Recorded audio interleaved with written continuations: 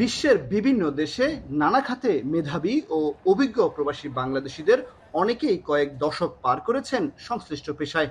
অবসর গ্রহণের পর তাদের বেশিরভাগ বিদেশেই থেকে গেলেও নিজ নিজ খাতে দীর্ঘদিনের অভিজ্ঞতা নিয়ে যুক্ত হতে চান দেশের উন্নয়ন কার্যক্রমে।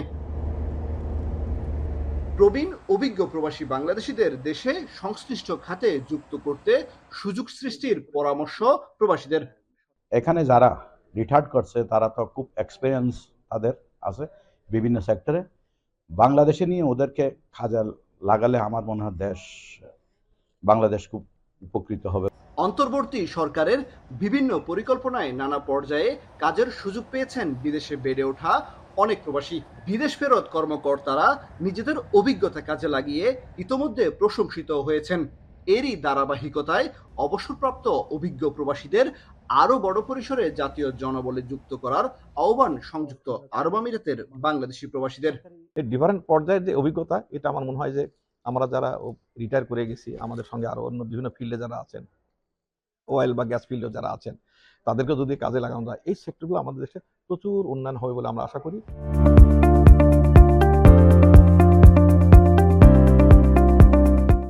প্রবাসীরা বলছেন, সরকারি উদ্যোগে ডাটাবেস তৈরি করে দেশের উন্নয়নে তাদের কাজে লাগানো সম্ভব। কেন্দ্রীয়ভাবে এই উদ্যোগ নিয়ে দেশের বাইরে থাকা বাংলাদেশ মিশনগুলোকে এক্ষেত্রে কাজে লাগানোর পরামর্শ সংশ্লিষ্টদের।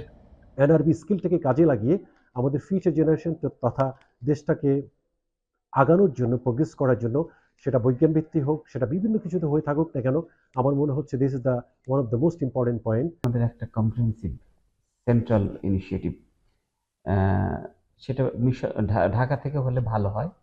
আমাদের কতগুলো মিশনকে সেটাতে সংযুক্ত করতে হবে। সেটা ইউরোপের, আমেরিকার মিশনগুলো হতে পারে, আমাদের সৌদি আরব, সংযুক্ত আরব আমিরাত, কাতার, এই মিশনগুলোতেও আমাদের বেশ কিছু প্রফেশনালসরা আছেন।